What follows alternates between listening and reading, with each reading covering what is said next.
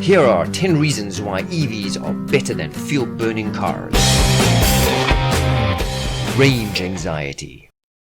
This range anxiety concept has always been kind of intriguing to me since the buzzword's been created. I've owned quite a few gas cars in my life, and every car I've ever owned had one other form, if you call it, range or distance that you could cover.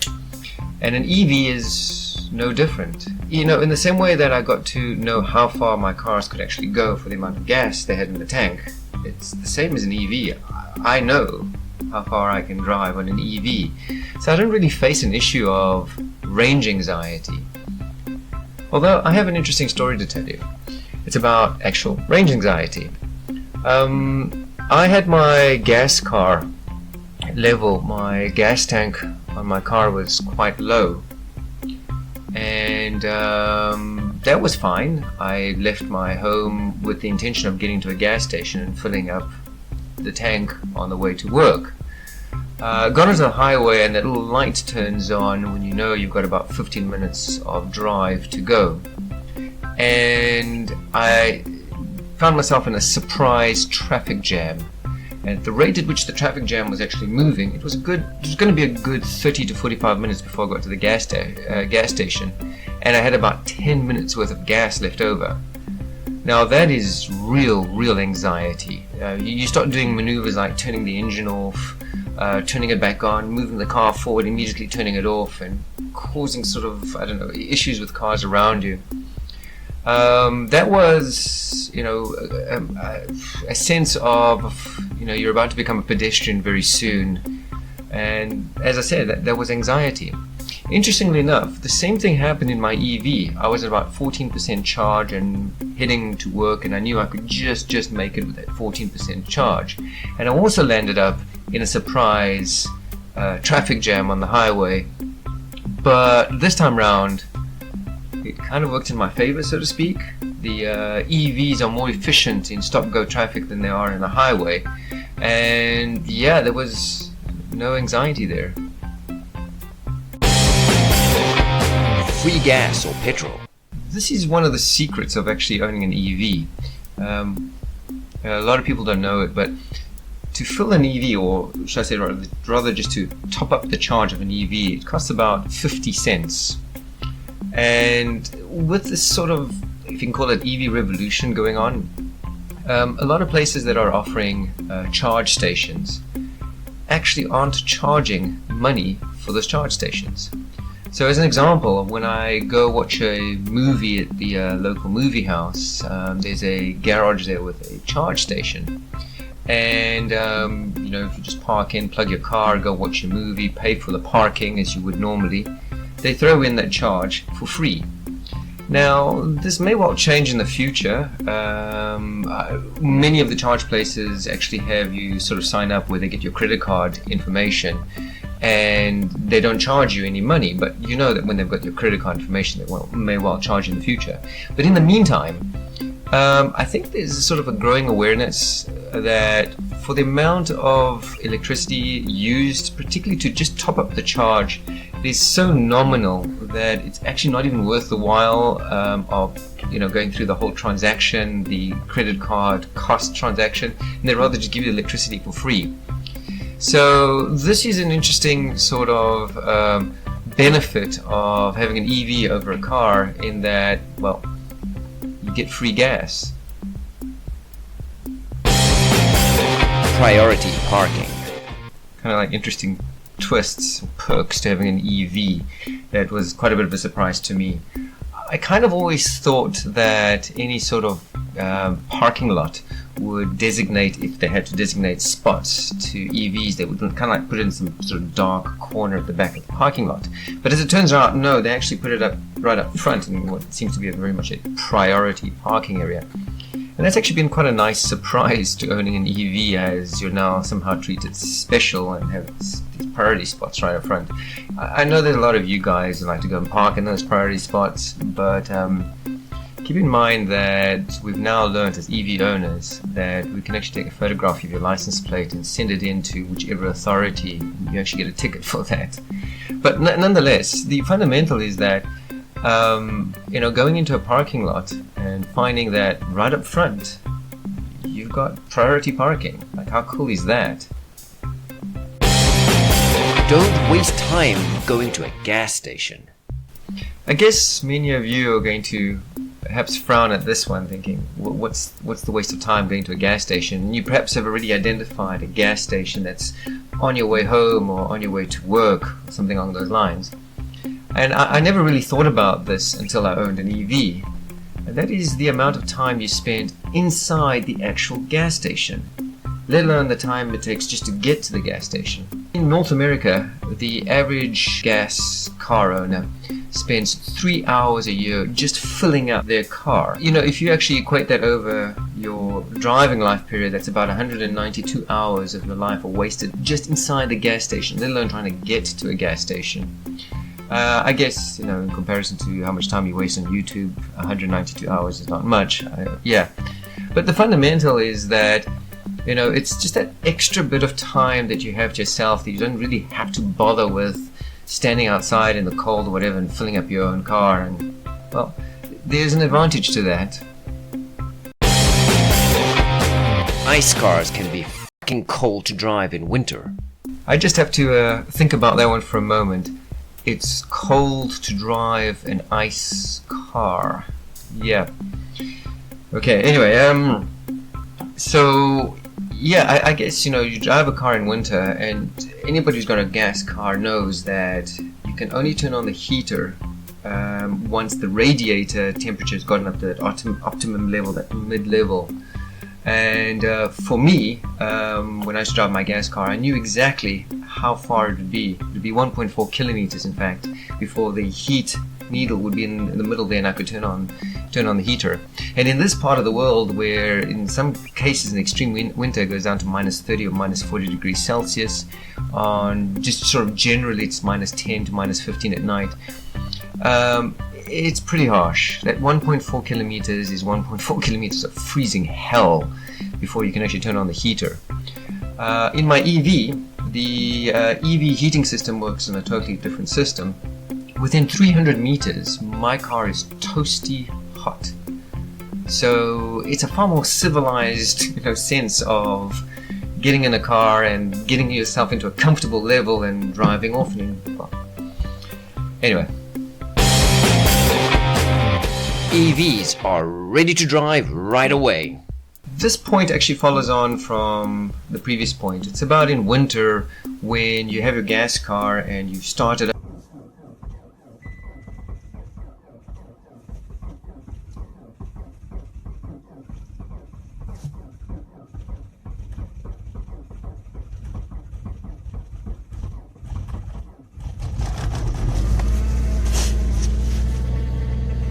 You've just got the engine running and you tend to keep the revs low, you know, sort of idle the car as long as you can, not to raise the revs too much. You need the oil to actually warm up and circulate through the engine, and it's good practice to, you know, drive that car slowly and carefully as you work your way through. If you drive it too fast, the fan belt may even start slipping, etc. And again, this is a situation where once you have an EV, you kind of forget about that. You forget about the convenience that the EV offers.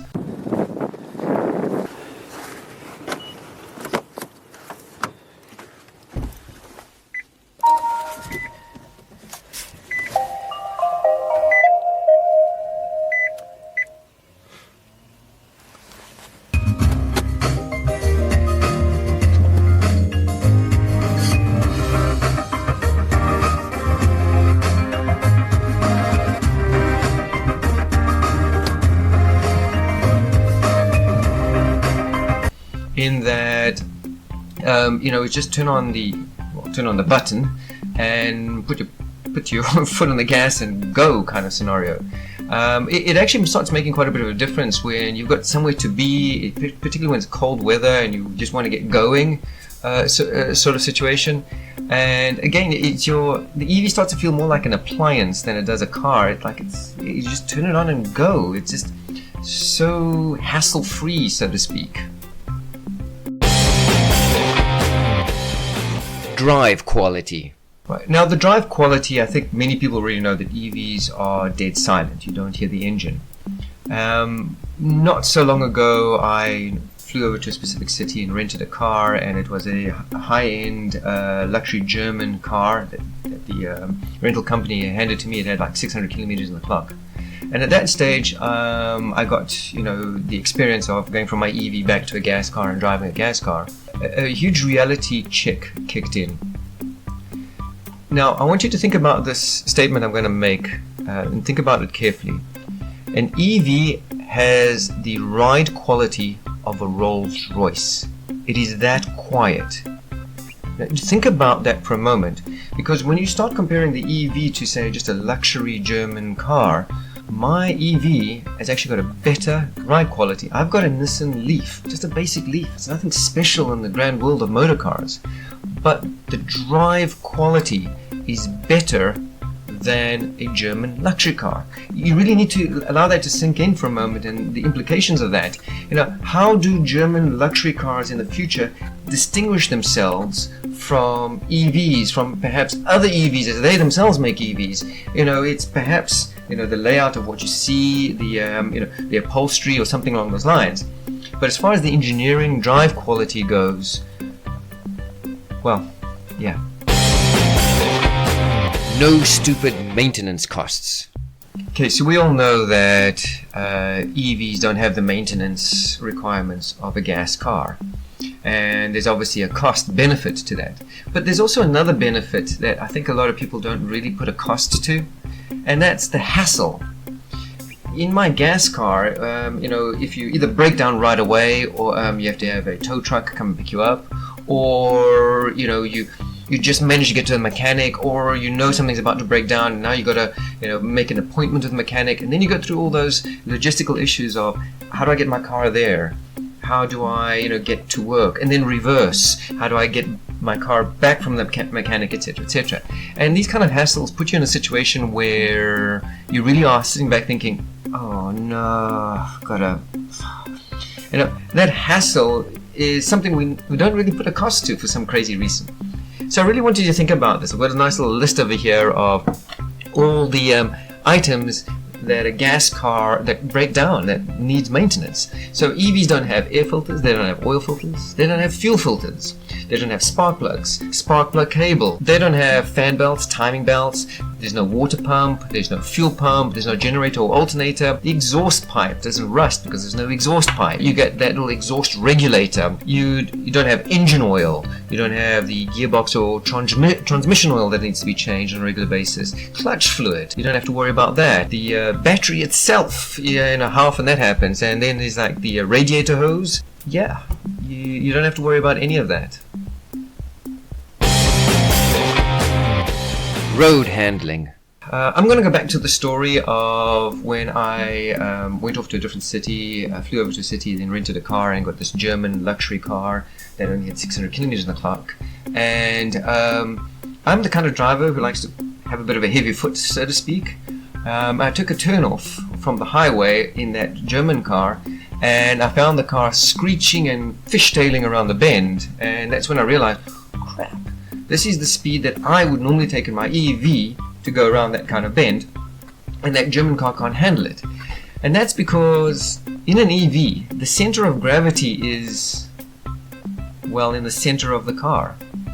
The balance of an EV, if you look at people who have got sports cars who like to talk about how well balanced the weight is across the car, you can't compare it to an EV where the main heavy part is actually placed in the middle of the car and not in front of the front wheels or in the Porsche behind the back. Well, anyway, so an EV has got fantastic balance, and that balance turns out to give it dramatically amazing road holding. If you take a car into the sliding mode where other cars would really have a wheel up in the air and start screeching and fishtailing, the EV just holds it and takes it well.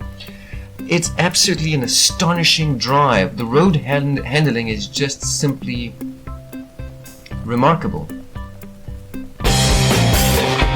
And number 1, speed.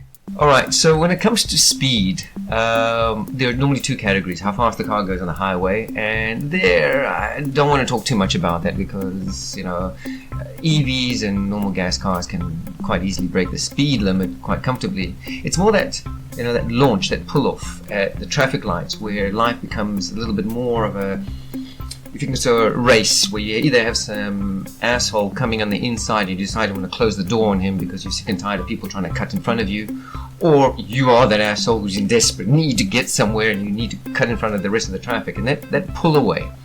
Now, the 0 to 100 in a Nissan Leaf and the electric Smart is a paltry 8 seconds or something along those lines, 0 to 60 miles an hour.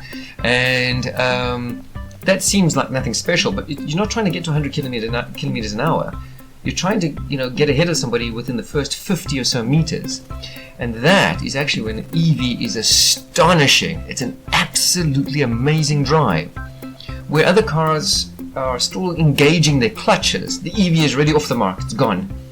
And this is where I've had a lot of surprises. Closing the door on high-end BMWs or whatever, the sporty cars or something along those lines is actually very easy. It's very surprising.